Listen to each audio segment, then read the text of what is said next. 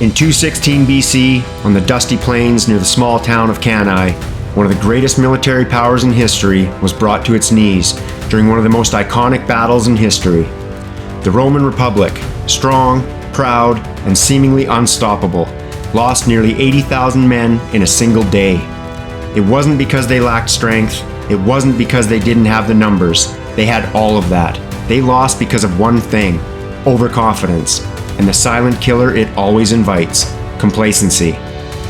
The Roman consuls brought an army of nearly 89,000 men, almost twice the size of the enemy forces. They believed victory was not just possible, it was guaranteed. After all, they were Rome, trained, disciplined, glorious, and fighting on home ground. They believed no one could outmatch them in a straight-up fight. But their enemy, Hannibal Barca of Carthage, wasn't interested in fighting straight up. He was interested in outthinking them. Hannibal laid the trap.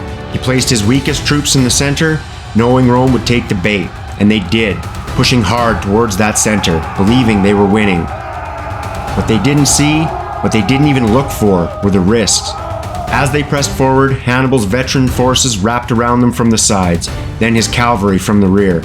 They became surrounded, trapped, with no way out. The might of Rome swallowed in its own ambition. Rome lost tens of thousands of soldiers, more in a single battle than many nations had lost in entire wars. Why? Because they believed they couldn't lose, because they stopped questioning, because they stopped preparing for what could go wrong. That's the real danger of overconfidence. It convinces you the rules no longer apply to you, that past success guarantees future results, and from there, it's a short slide into complacency. Overconfidence isn't a Roman problem, it's a human one, and it lives in today's industries, in our job sites, our control rooms, our team briefings.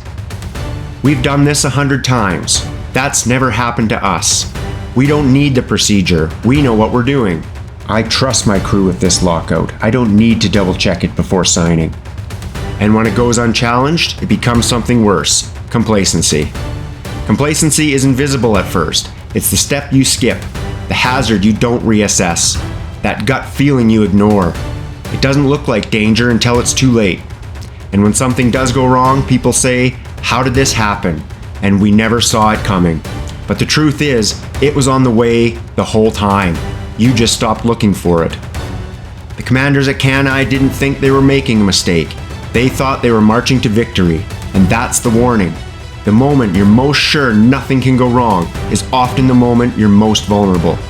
Confidence is good, experience is valuable, but neither can replace vigilance, humility, and discipline.